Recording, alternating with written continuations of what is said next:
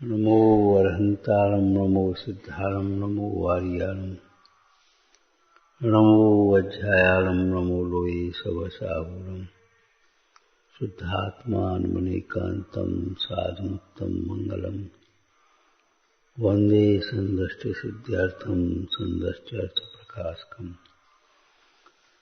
मंगलम भगवान वीरो मंगलम गौतम गणे मंगलम कुंद कुंदाद्यो जैन धर्मोस्तु मंगलम सर्वमंगल मंगलम सर्वकल्याणकारकम प्रधानम सर्व धर्माणाम जैनम जयतु शासनम।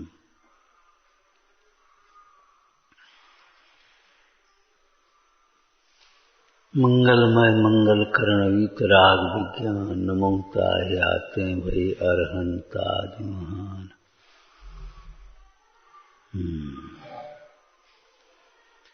इस प्रकार उपयोग निर्मल हो वह कार्य करना।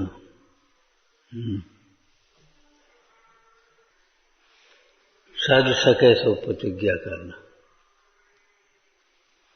प्रतिज्ञा लेने की मुख्यता ही नहीं है। प्रतिज्ञा लेना छोड़ना हंसी खेल नहीं है। प्रतिज्ञा को लेकर के साधना सीखना चाहिए।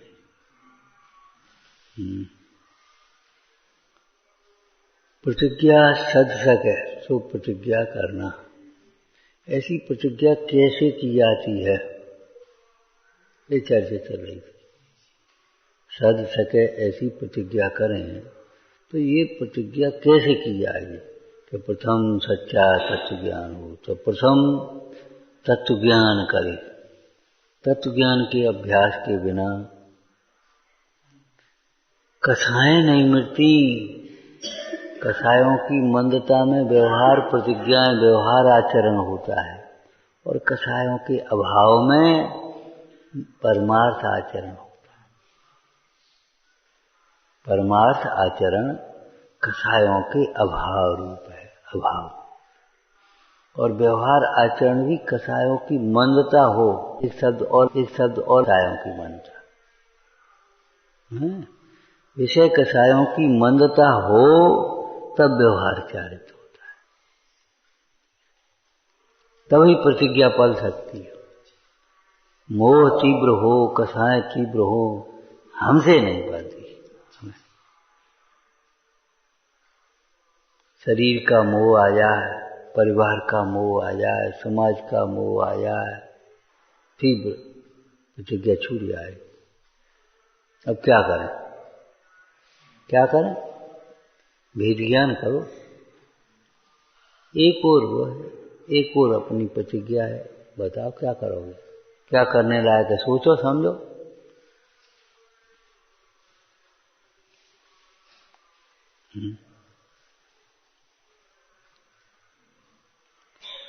क्रोध की तीव्रता में छोड़ के चल दिया, ये हमको नहीं करना।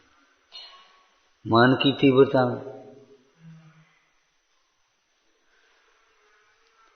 ये व्यवहार चारित्र भी का उल्लंघन होता है, जिन आज्ञा का उल्लंघन होता है।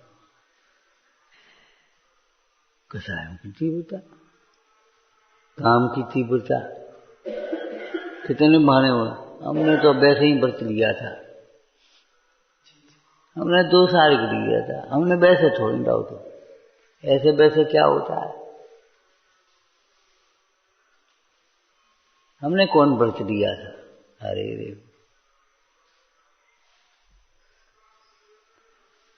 कसायों की मंदता हो तब व्रतों का निर्वाह संभव है।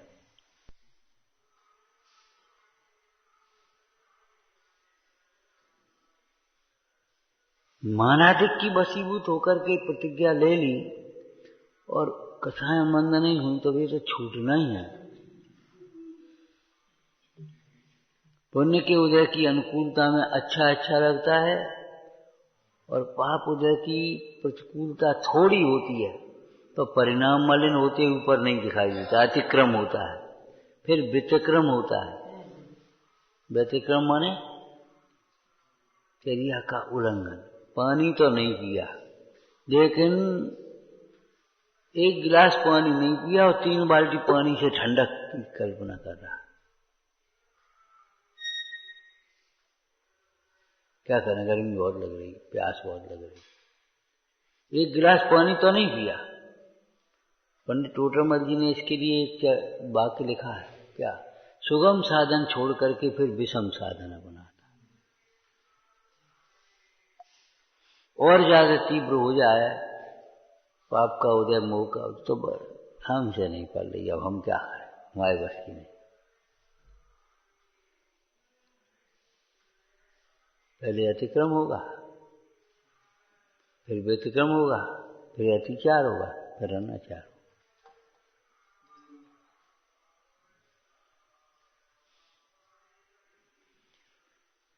ज्ञान मिथ्या होगा तो आचरण मिथ्या होगा, ज्ञान सम्यक होगा तब आचरण सम्यक होगा। शास्त्रीय वाक्य बोलना कोई, चारित्र में जो सम्यक शब्द लगा है वह अज्ञान पूर्वक आचरण की निवृत्ति के लिए लगा। चारित्रम खलदम्बो का अर्थ ही ये है, सम्यक चारित्रम खलदम्बो। चारित्रम खलदम्बो का मतलब मिथ्याचारित्र नहीं समझ लेना चाहिए।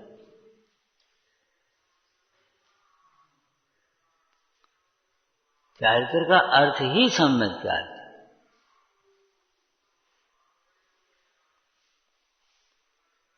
और सम्यक चारित्र सम्यक ज्ञान पूर्वक होता है। तो ऐसी प्रतिज्ञा करने के लिए क्या विधि अपनाना चाहिए? क्योंकि प्रतिज्ञा तो अवश्य करना है। हाँ, ये तो कल चर्चा परसों की थी, कल की भी। प्रतिज्ञा तो अवश्य करने योग्य है। क्यों? प्रतिज्ञा लिए बिना कोई गुजरे ही नहीं। बिना ब्रेक की गाड़ी है, बिना ऊपर के ढक्कन का तुम्हारा सीधा सीधा तार डाल दो बिजली के, खतरनाक है कि नहीं? बिना बाउंड्री की जगह सामान सुरक्षित नहीं है।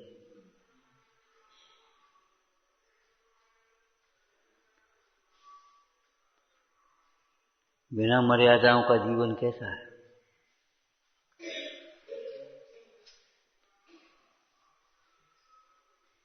बिना नियम संयम का जीवन कैसा है?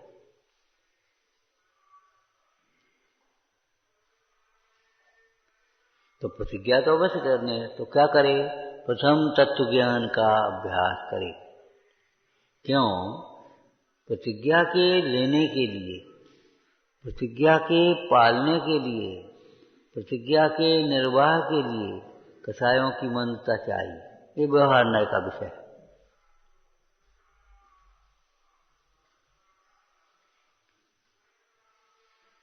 और बिना तत्वज्ञान के अभ्यास के कसाय मंद होती नहीं। कसाय मिटे कैसे? तुम्हारी बाल बोध की चर्चा है ये तो। जब तत्वज्ञान के अभ्यास से पदार्थ इष्ट अनिष्ट भाषित न हो, नालायक कहीं का। अब तुम्हें तत्वज्ञान के अभ्यास के बिना ये शब्द अनिष्ट भाषित हुए, हमें नहीं रहना, हमें नहीं रहना, हमें कुछ नहीं सुनना, हम ये चले, बस खत्म हो गई। गर्मी बहुत है, अनिष्ट भाषित हुई, हमें नहीं रहना। भोजन अच्छा नहीं है,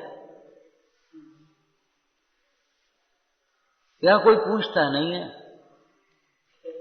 यहाँ कोई सुनने वाला नहीं है हमारी।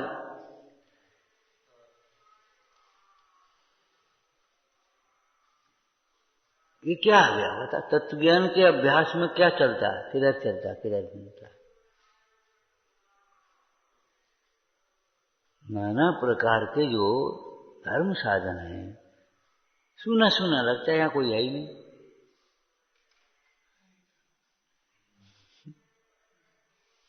तो तत्वज्ञान के अभ्यास के बिना कथाएं मंद भी नहीं होती, अभाव होने की तो बात ही नहीं। जब कथाएं मंद नहीं हुई हैं तो विचार करो। ध्यान रखना, एक बात और कहा था, तत्वज्ञान के अभ्यास के बिना कसाय के बाह्य निमित्त छोड़ देने पर भी, बाह्य निमित्तों से हट जाने पर भी कसाय मंद नहीं होती। मान आ जाता है।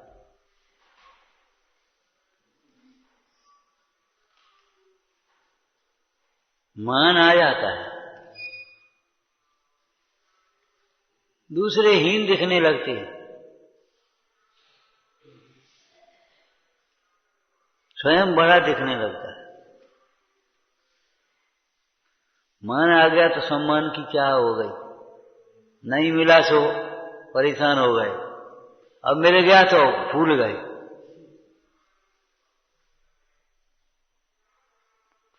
तत्व ज्ञान के अभ्यास के बिना कथाएं मंद नहीं होती,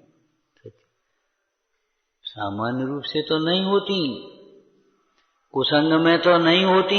ये कह रहे, क्या कहा? हाँ, तत्व ज्ञान के अभ्यास के बिना कुसंग में तो कथाएं मंद नहीं होती, लेकिन सत्समागम में भी कथाएं मंद नहीं होती। उन्हीं कथाओं का ईर्षा, द्वेष, वही छल, प्रपंच, वही इनको सब पूछते, हमें नहीं पूछते। भला आदमी ये भी नहीं सोचेगा इनको क्यों पूछते हैं। इनकी दुकान बहुत चलती है, जैसे वांस करता था वही हीरा फेरी। लौकिक में कहते चोर ने चोरी नहीं छोड़ी, चोरी तो छोड़ दी लेकिन हेरा फेरी नहीं। वो आकर के यहाँ भी आ गया तो जाकर डिब्बा वहां के पास, बाकू चीज वहां के पास, जी कौन ने करो आज, तो जो ही आओ, अरे चोरी छोड़ी लेकिन हेरा फेरी नहीं छोड़ी, तो जे हिसाब यहाँ हो। 20% इंद्री के विषय हमारे परिणाम खराब हो जाते हैं। परिणाम खराब तो होंगे ही, दृष्टि खराब है ना तेरी, अभिप्राय खराब है, सुख बुद्धि है, परिणाम खराब हो जाते हैं।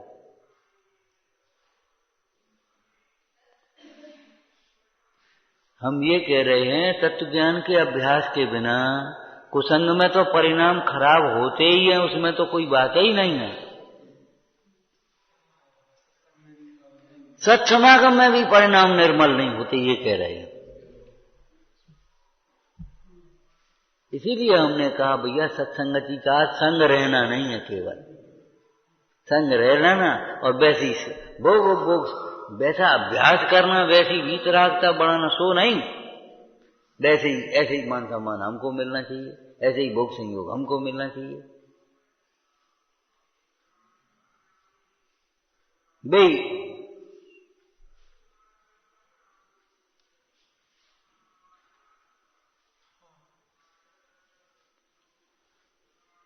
तत्व ज्ञान के अभ्यास के बिना बाह्य निमित्त छोड़ देने पर भी, काय के जो कसाय के निमित्त हैं उनके छोड़ देने पर भी कसा मानना।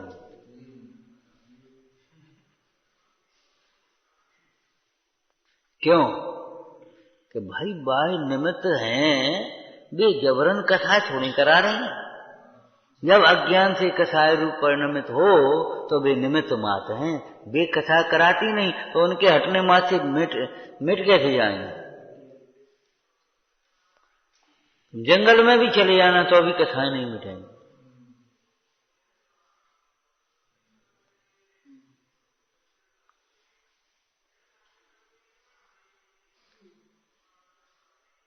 तज्ज्ञान वैराग है,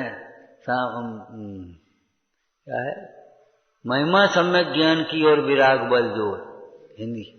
तज्ज्ञानस्य सामर्थ्यम विरागस्य वाकिला, यत्कोपि कर्म भी कर्म भुंजानोपि न बद्धते। क्या कहा? तत्व ज्ञान की ऐसी सामर्थ्य है कि थोड़ा अभ्यास हो जाए तो विपरीत प्रसंगों में कथाएं नहीं होती। विपरीत प्रसंगों में कथाएं नहीं होने का मतलब समझ गए? बोलो।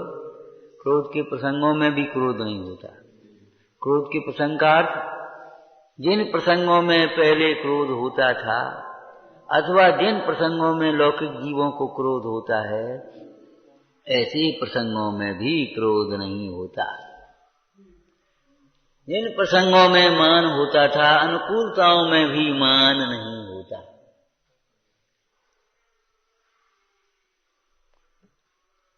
अपने प्रयोजन की सिद्धि के लिए मायाचारी नहीं होती। आज तो जबरन वैसे ही मायाचारी, कोई मतलब नहीं है तो भी जबरन, कोई प्रयोजन नहीं है, लेकिन यहां कहते दे जाए तो भी नहीं माया। ये तत्व ज्ञान का बल है।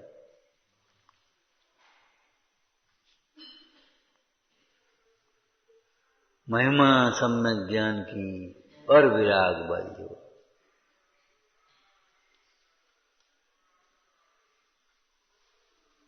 विचार करो, संबर बिना की निर्जरा मुक्ति का कारण है क्या? अभी हम विराज के संबंध में चर्चा कर रहे, संबर बिना की निर्जरा। रोग के कारण का तो संबर किया नहीं हमने, और औषधि करी। औषधि क्या करेगी? रोग के कारण का तो संबर हो जाना चाहिए, संबर पूर्वक निर्जरा होती। संबर सहित करो तब प्राणी, मिले मुकत रानी। इस दुल्हन की यही सहानी है क्या? इस दुल्हन की यही सहेली बता। मतलब संबर बिना निर्जरा काय काम की? इधर निर्जरा इधर नया बन।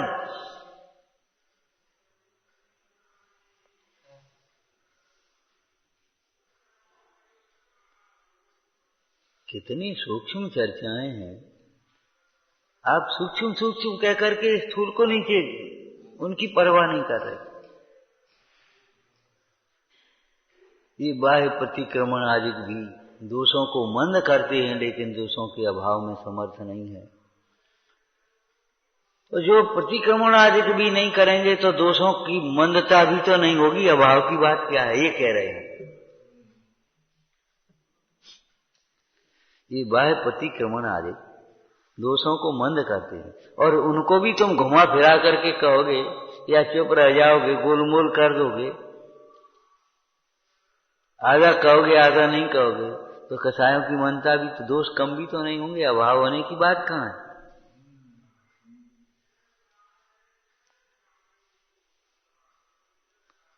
शास्त्र पढ़ना सीखो। शास्त्र पढ़ने की चोट कहां चोट डालते?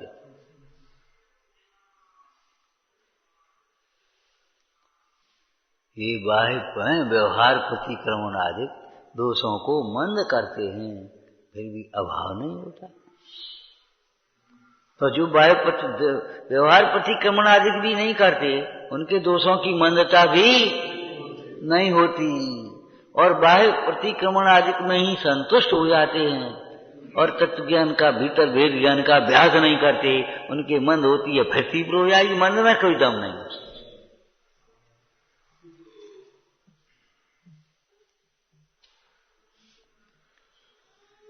मंद में कोई, मंद हो जाने से काम नहीं चले। अगर बुखार कम हो फिर बुखार बढ़ेगा।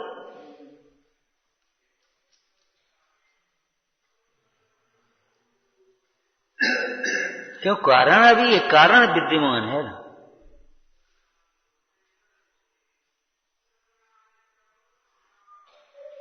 निदान का परिवर्जन होना चाहिए। निदान का तो परिवर्जन हो ना।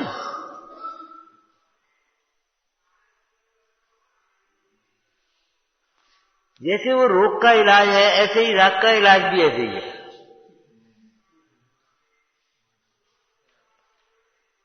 वो अज्ञान, तुम्हारी विपरीत कल्पनाएं तो बराबर बैठी है ना। जब विपरीत कल्पनाएं बैठी हैं तो फिर उससे मतलब तो नहीं।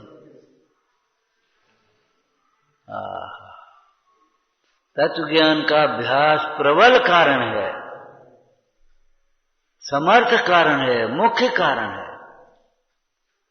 इसलिए पंडित जी ने तो, दौलत राम जी ने तो क्या लिख दिया? ताश उपाय न आन। याद आ गई होगी।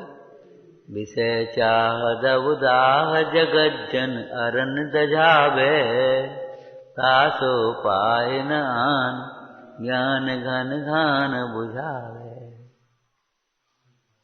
ना ना, और दृष्टांत भी देख लो आप वर्तमान युग में थे। बताओ दृष्टांत।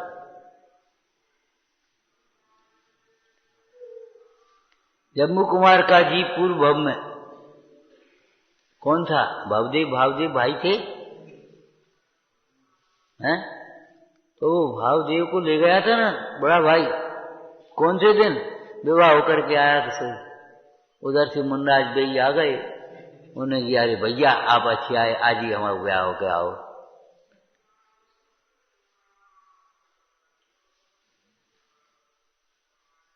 और पहुंचाने चले तो वहां पहुंच गए तो वो बेचारे ने भाई के लिहाज से दीक्षा ले ली। कितने वर्ष वहां रहा। उस स्त्री को देखो, स्त्री ने तत्व विचार किया, अरे पति चले गए, अब हमको तो धर्म का मार्ग खुल गया, उन्हीं का मार्ग का अनुसरण हमको करना चाहिए। और उसने घर का चैत्यालय बना दिया और स्वयं व्रत लेकर के और संयम लेकर के वो आराम से तप करने लगे।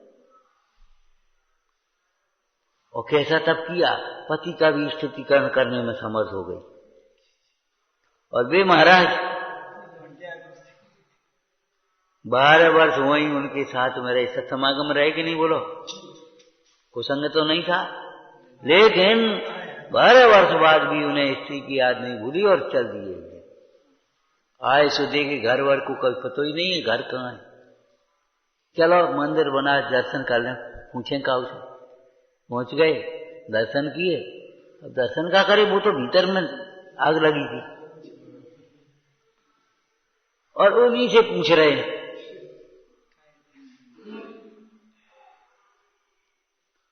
यहाँ फलाना ब्राह्मण था, उसके भाई 2 बच्चे बेटे थे, भाई थे, वो दीक्षा लेकर के चले गए, छोटा भाई चला गया उनका घर। बस समझ गई, देख ले, अरे ये तो डिग गए। कहाँ है घर, कहाँ उनकी वो उसकी स्त्री थी, वो कहाँ है, पहचान ही नहीं पाए। हाँ, तप का रूप अलग होता है, तप का रूप अलग होता है, पहचान ही नहीं पाए। स्त्री बोली अभी बुलाती हूं। स्त्री ने भी युक्ति से काम लिया, अभी बुलाती हूं। ये नहीं कहे हम ही तुम्हारी स्त्री है, अभी बुलाती हूं। और पड़ोसन को बोला, पड़ोसन से सिखा करके और बुला लाई। पड़ोसन आ गई, अब 1 से 2 हो गए, मर्यादा की रक्षा हो जाएगी।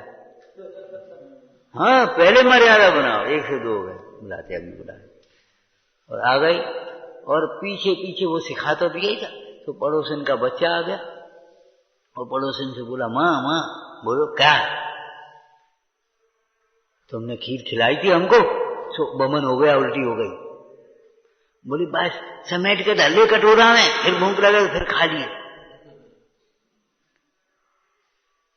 बस समेट के डाले कटोरा में धर है, भूख लगे तो फिर खा लेना। तो मुन्नाज क्या कह रहे, बमन फिर खाई आदि। सो स्त्री बोली, महाराज ये तो आपसे पूछो, आप अपने से पूछो। जिन भोगों को त्याग करके गए, आज उन भोगों की लालसा से तुमने 12 वर्ष खो दिए और फिर आके खड़े हो गए, वो मैं ही हूं। बोलो मां क्षमा करो। सम्यक विचार हमें संयम की ओर ले जाएगा, स्थितिकरण करेगा, और मिथ्या विचार जो होगा उल्टा ले जाएगा। बोलो वारसेन का भी ऐसा ही हुआ था। 2 दृष्टांत बहुत प्रसिद्ध हैं, बाकी बहुत दृष्टांत हैं। क्या कह रहे हैं हम, काय के दृष्टांत दिए? तत्व ज्ञान के अभ्यास के बिना सत्संग में भी, धर्म तीर्थों में भी, जिन मंदिर में भी, वितराग के सामने भी कसाय मंद नहीं होंगे।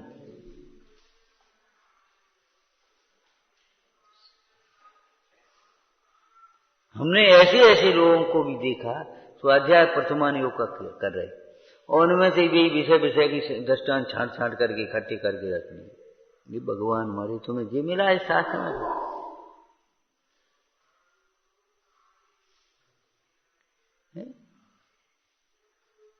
क्या निकालना चाहिए और क्या निकाला तुमने?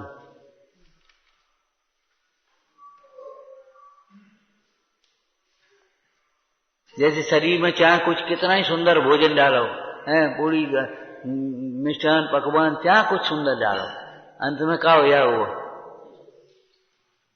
इस देह के संसर्ग में जो वस्तु क्षण भर आएगी वह भी मलिन, दुर्गंधमय, मलमूत्रमय हो जाएगी। देखा, अब इस देह के संसर्ग में जो भी वस्तु आएगी, जो भी वस्तु माने आटा दाल थोड़ी अकेली, हाँ, इस देह के संसर्ग में जो दृष्टि तेरी आएगी, उपयोग तेरा आएगा, वो भी मलिन नहीं होगा। तू देह दृष्टि से देखेगा, तेरा उपयोग मलिन होगा कि नहीं होगा? इतनी सुंदर हो, वाह वाह, मुझे कैसे मिल जाए? मारे यार, तुझे नहीं मिलेगी। ऐसा विमान मुझे मिल जाए, ऐसी विद्याधर की विभूति मुझे मिल जाए। अरे क्या पागलपन करता है? तपस्या थी, पुण्य ज्यादा था तो मिल भी गई, लेकिन हुआ क्या बता? वो किधर ले गई? किधर ले गई? पतन की हो। कैसा सुंदर भूदादास जी ने लिखा है, तूने तो चाहत भोग नए नर, पूरा वो पूर्ण बिना क्यों पये, आए संयोग मिले कहूं योग, गए तब रोग न भोग सके। जो दिन चार को ब्योत बनो और तो पर दुर्गति में पछताए, या हित यार सलाह यही कि गई कर जाओ निर्वाह न होए। यहां से हटो, यहां तुम्हारा निर्वाह नहीं होगा।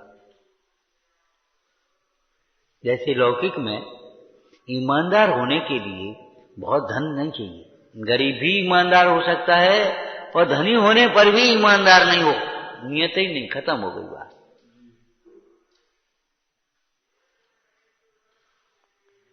धन के अधिक होने का, कम होने का, न होने का ईमानदारी से कोई संबंध नहीं।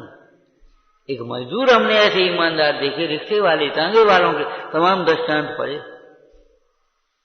इतना बैग रह गया उस टांगे में, वो झट से देने पहुंचा, और बड़े बड़े डकार जाए पता नहीं पड़े। हाँ, देश को देखो ना, बड़े बड़े इनकी तनख्वाहें कम थोड़ी हैं, इनकी प्रॉपर्टियों का कुछ पता थोड़ी है कितनी है, और तो भी भ्रष्टाचार, छल प्रपंच, बेईमानी। बता, जैसे ईमानदारी का संबंध धन से नहीं है, शील का संबंध, सुंदर स्त्री हो सो शीलवान है, कुरूप हो सो युवावस्था हो तो शीलवान नहीं रहे, वृद्ध अवस्था हो तो शीलवान हो, ऐसा कोई नियम नहीं है। कितनी कलाएं आती हो, पढ़ी लिखी हो तो शीलवान, बिना पढ़ी लिखी तो खुशी, ऐसा नहीं है। माने बाहर की शिक्षाओं से, बाहर की कलाओं से, बाहर की बातों से, बाहर के रूप से, बाहर की चतुराई से शील का कोई संबंध नहीं। शील का सीधा अर्थ है, कितना अर्थ है? एक वाक्य बोलना, अपने पति में संतोष। चाहे धन कम हो, ज्यादा हो, सुंदर हो, असुंदर हो, विद्याएं कलाएं बहुत आती, वो संगीत आता हो से न आता हो, पेंटिंग आती हो से न आती हो, मिष्ठान पकने आते हो, कम आते हो, ज्यादा, इससे कोई फर्क नहीं पड़ता। शील का मतलब है पति में संतुष्ट। बोलो, एक ही अर्थ है कि दो है? एक ही है, तो फिर यहां क्या लगाओगे बताओ?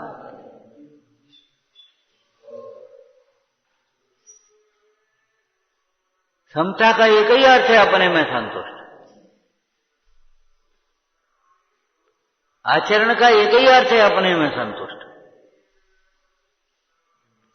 इसमें सदा रत बंतरे, इसमें सदा, इससे ही बंतु तृप्त, उत्तम सौख्य हो जिससे तुझे 12 वर्ष हो गए। भरतरी देखो, वो लोहे का सोना बनाने का रसायन का उसने सिद्ध कर ली भी, लेकिन अपनी परिणति को निर्मल बनाने की कला नहीं सीख पाए।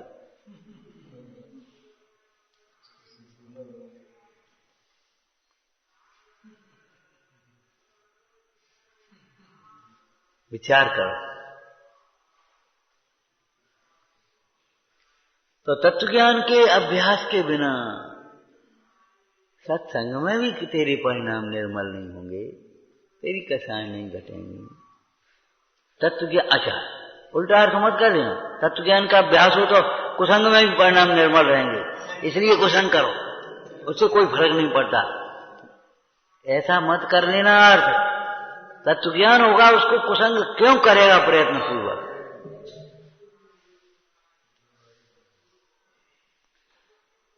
स्वच्छंदता मत निकालो। तत्व ज्ञान का अभ्यास बिना तो सत्संग में भी परिणाम निर्मल नहीं होंगे, मंदिर में भी परिणाम निर्मल नहीं होंगे। और सत्संग तत्व ज्ञान का अभ्यास हो तो घर में भी परिणाम निर्मल होंगे। तो घर ही रहो अपने आराम से। देखो हो गई पाप। तत्व ज्ञान रहा कि अज्ञान रहा, घर में आराम है थे, अपने आराम से घरे रहो।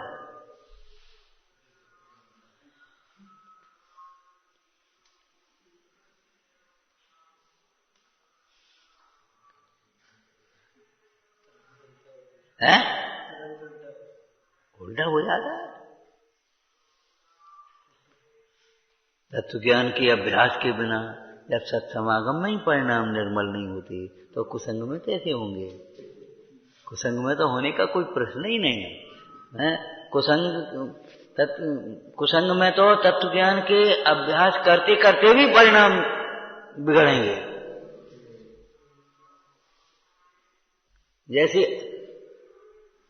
खराब रोड पर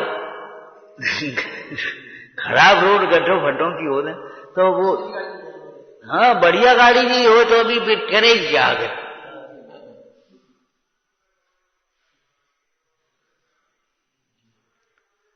प्राय लोगों की भूल ऐसी ही तो हो जाती है।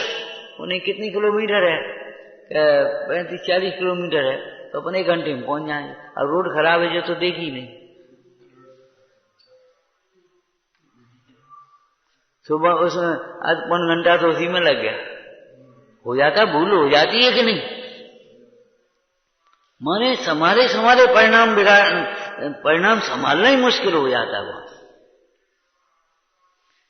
इसलिए कुसंग के ओर जाने की बात नहीं है। सत्समागम में भी आलस छोड़ करके तत्व का अभ्यास करने के लिए प्रेरणा कर रहे। समर्थ कारण है, प्रबल कारण है। पंडित टोडरमल जी ने 7वें अधिकार में ही रागादिक मिटाने का उपाय लिखा है। श्री गुरु तो रागादिक छुड़ाना चाहते तो उसका उपाय क्या है? बोलो क्या लिखा है? बुद्धि पूर्वक तो स्वयं तत्व विचार आदि करे और अबुद्धि पूर्वक कर्म के उपसमादिक हों, तब रागादिक मिटते हैं। दृष्टांत भी दिया। जैसे पुत्र का अर्थी बुद्धि पूर्वक तो विवाह आदि करे, फिर योग हो तो हो, नहीं हो तो नहीं भी हो। तो फिर कोई गारंटी वहां भी नहीं है, तो फिर फायदा ही कहा है?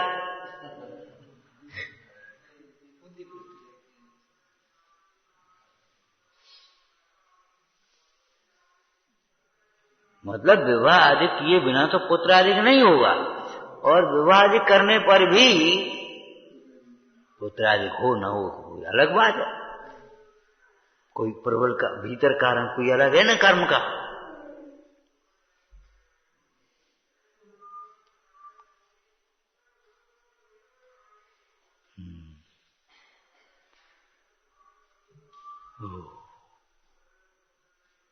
इससे सत्समागम का निषेध नहीं समझना चाहिए, तत्व ज्ञान की प्रेरणा समझना चाहिए।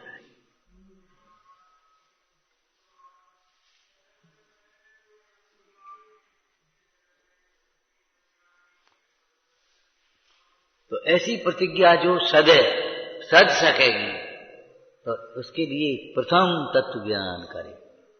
तत्व ज्ञान का मतलब स्वरूप का ज्ञान करे। अब स्वरूप का ज्ञान एक वस्तुनिष्ठ भी है, एक प्रयोजन परक भी है। वैराग्य भावना में प्रयोजन परक लिखा है। भवतन भोग स्वरूप विचारो। भव तन भोग स्वरूप विचारो। वैसे स्वरूप विचार करो वस्तुनिष्ठ कथन शैली से तो क्या होगा? तीनों पुद्गलमय है। बोलो, भाई पुद्गल है और क्या है? शरीर क्या है? भोग क्या है? संसार क्या है? ये सब हो गया स्वरूप। स्वरूप तो यही है और क्या? भगवान आत्मा ज्ञान स्वरूप है और ये जड़ स्वरूप हो गया स्वरूप। लेकिन नहीं, इतने मात्र से जिसकी कार्य सिद्धि नहीं होती उसको फिर और स्वरूप बता रहे। क्या स्वरूप बताया? ये संसार महावन भीतर भ्रमते छोरन दुख देह अपावन अथिर घिनावन। यहां में ये स्वरूप है। भोग बुरे भव रोग बढ़ावे, ये स्वरूप है। भोग भिन्न है, ये स्वरूप है कि भोग बुरे है, ये स्वरूप है? क्या हुआ? भोग भिन्न है, जड़ है, ये स्वरूप है कि भोग बुरे है, ये स्वरूप है? क्यों भैया, भोग बुरे है कि राग बुरा है? तू नए विभाग नहीं जानता। सद्भूत उपचरित व्यवहार नए से राग बुरा कहा है। तो जब राग बुरा है तो राग के निमित्त बुरे अच्छे कैसे हो सकते? तो उन भोगों को बुरा क्यों कहते? क्यों कहते बताओ? हम इसलिए कहते हैं तू भोगों को अच्छा मानता है। अच्छा मानता है इसलिए हम बुरे कहते हैं। तू अच्छा नहीं मानता, हम बुरे नहीं कहेंगे। तू अच्छा मानता है। और ये मां की शैली है। बताया था ना आपको, ये मां की शैली है, बिल्कुल लोक व्यवहारिक मां की शैली है। कोई दृष्टांत याद हो तो बता। एक मां के साथ छोटा सा बच्चा दूसरे घर में गया। मां किसी बुलावे में गई हो, निमंत्रण में गई हो, तो वो उस बच्चा साथ में गया। वहां उस बच्चे का उसका भी एक बच्चा था साथ का, उसका एक बढ़िया खिलौना था। तो पकड़ लिया और छीन लिया। अब वो छीने हमारा है, वो कह नहीं दे रहे। अब दोनों बच्चे लड़ने लगे। तो मां ने देखा ये लड़ रहा, ये बेटा उसी का है, दे दे, ये तो हमारा है, अपना तो घर रखा है। अब वैसा ही उसका था, तो उसने अपना तो घर रखा है, नहीं यही हमारा, हम नहीं जाएंगे। तब बच्चे को खिलौना छुड़ाने के लिए मां ने सदी बेटा वो तो गंदो है, नाक मुंह बनाकर एक्टिंग पूर्वक, वो तो गंदा है, वो टूट जाए वो हाल, वो बैस हुआ अपनों कितना अच्छी बढ़िया। मां ने उसको बुरा कहा, काय के लिए? छुड़ाने। यद्यपि जिनको भिन्न कहने से ही काम चल जाए तो फिर आगे कहने की जरूरत नहीं है, लेकिन भिन्न कहने से भी अपना तो नहीं छोड़ता। ये है तो भिन्न, ये बताओ कौन मानेगा ये चौकी अभिन्न है और जीव भिन्न अभिन्न है? भिन्न है सो है तो हमारी, बनी रहेंगे भिन्न है तो हमारी। माने भिन्न भी कहता है और अपनी भी मानता है। ऐसे चिपके बैठा छोड़ नहीं रहा। भिन्न कहने मात्र से भी जो विरक्त नहीं होता, भिन्न कहने से ही ज्ञानी को विरक्तता हो जाती है। लेकिन भिन्न कहने पर भी विरक्त नहीं होता तो उसको कहते देह अपावन अथर घिनावन, हमें सार न कोई सप्त कुधात भरी मल मूरत, श्याम लपेटी सोहे नवमल द्वार त्रिवेणी से बाकर। कहा कर रही गंदी, बहुत गंदा है। क्यों? वो ऊपर से देख करके बहुत सुंदर है ये मान रहा था, वो सुंदर मान रहा था इसलिए कहा ये गंदा है। तो क्या साहब गलत कहा? गलत नहीं कहा, गंदे भावों का निमित्त है, उसकी लक्ष्य से तुझे गंदे भाव हुए हैं, तो ये बताओ गंदे भावों का निमित्त सुंदर कैसे हो?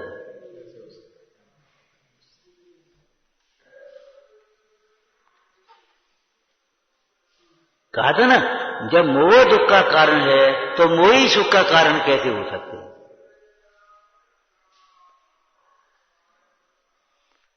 व्यवहार न्याय का एक होता है, व्यवहार न्याय तो इधर सद्भूत इधर असद्भूत भी तो है।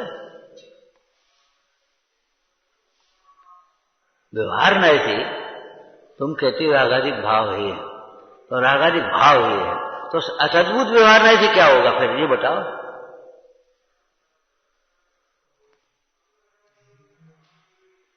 रागादिक के जो निमित्त हैं, विषय पंच इंद्रिय के विषय और विषयों के साधन है, स्त्री पुत्र कुटुंब आदि है, धन वैभव परिग्रह आदि, घर एक शब्द में आ गया, वो भी तो हे हो गया कि नहीं हो गया?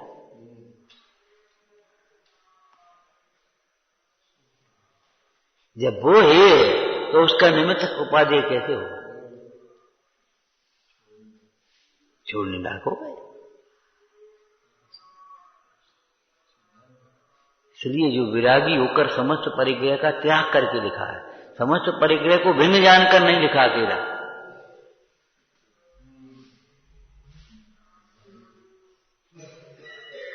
भिन्नता चौथे गुण में स्थान में जान लिया,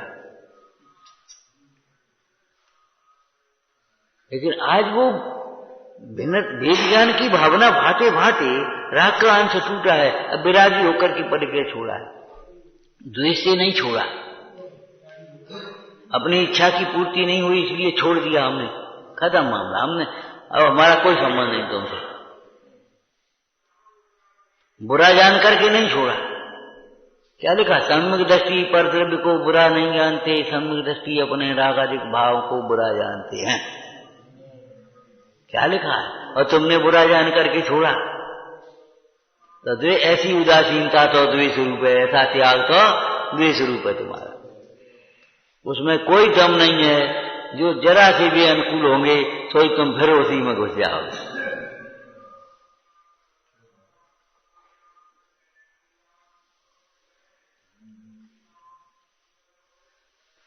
बिना मूल का वृक्ष, बिना नींव का महल, ऐसे ही बिना सम्यक्त का, बिना श्रद्धा का आचरण त्याग,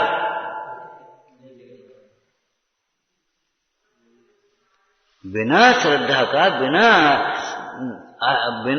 श्रद्धा का आचरण, बिना श्रद्धा का त्याग कैसे टिकेगा आपको? सुख बुद्धि अपना तो नहीं छूटा, इधर सुख बुद्धि नहीं छूटी तो आज छूटी कल फिर जाके कहाँ?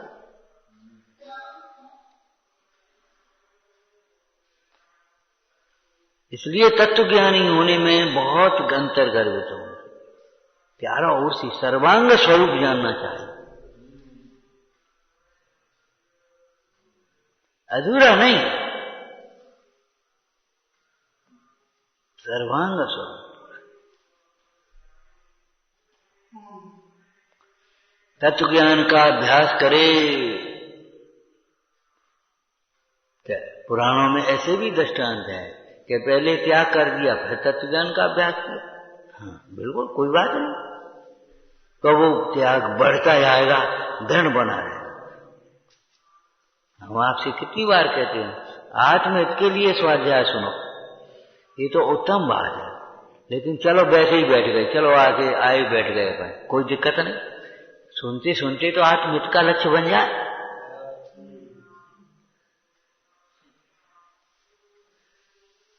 सुनते सुनते भी अगर आत्महित का लक्ष्य बन गया तो अभी कोई बात नहीं।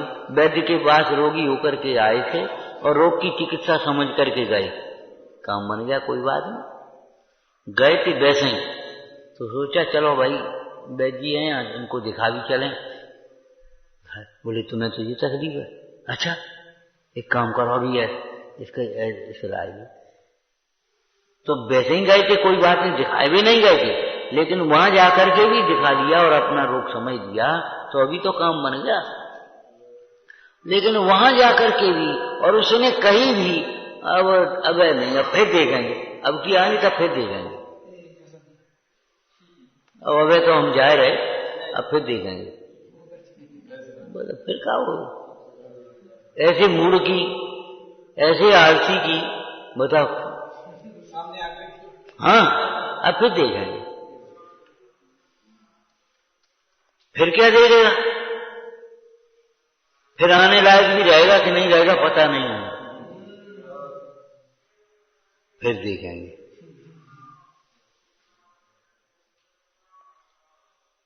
फिर आने लायक भी रहेगा कि नहीं रहेगा पता नहीं।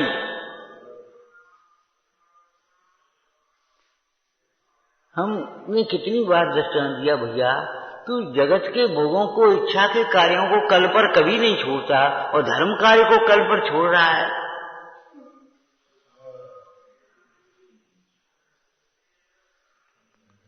वहां संतोष नहीं करेगा, कोई बात नहीं, अब कल देखेंगे। यहां कोई बात नहीं, आवाज नहीं आ पा रही, कल चले जाएंगे, कल से कर लेंगे। जैसे कोई बात ही नहीं, कल माने क्या हो, तेरे हाथ में होगी कल।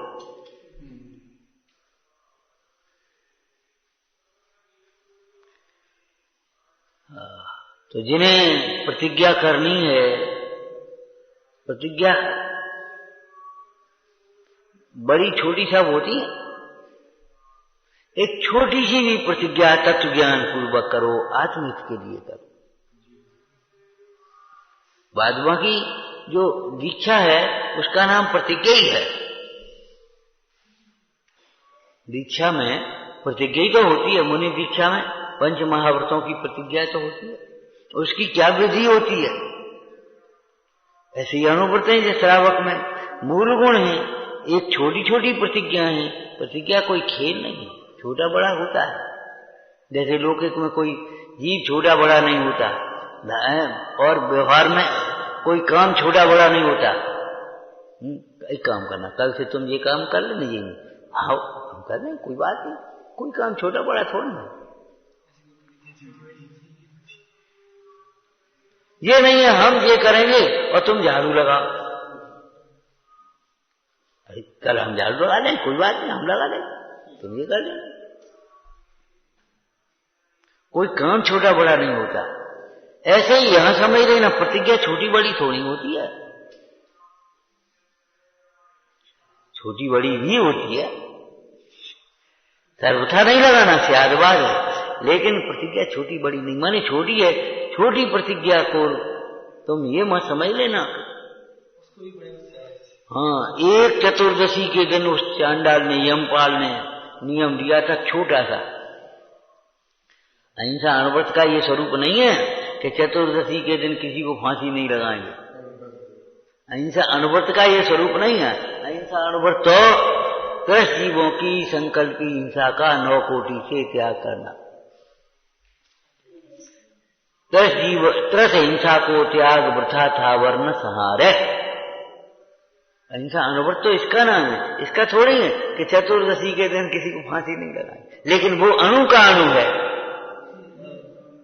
इतनी कितनी छोटी प्रतिज्ञा, एक दिन की है, सोई है, कितनी छोटी है, लेकिन उसके भी कैसे किया। उस प्रतिज्ञा भंग होने का क्या प्रसंग बन गया। चतुर्दशी कोई राजकुमार को फांसी की सजा सुनाई और सिपाही उसे लेने गए। स्त्री का चित्त क्यों डगमगा गया। हाँ देखो ये भाग, राजकुमार को फांसी लगाता, कितने आभूषण मिलते, तो ये मुंह से बोला नहीं, इशारा कर दिया स्त्री, और यमपाल को पकड़ लिया, ले गए। क्यों महाराज, ऐसी ऐसी बात प्रसंग बना और मुन्नाज की साक्षी में हमने ये नियम लिया, नियम तो नहीं तोड़ेंगे। अच्छा, तू भी राजकुमार के साथ मिला, दोनों को पटक दो समुद्र। पटक दो, तुम्हारे पटके का डूब रहे, किसी के डुबाए नहीं डूब रहे। राजकुमार डूब गया और यमपाल तो सिंहासन पर बैठा, जय जयकार होने लगा। छोटी सी प्रतिज्ञा को भी प्राणों के भय से नहीं, लोभ से, धन के लोभ से नहीं, किसी प्रकार से छोड़ने लायक नहीं होती।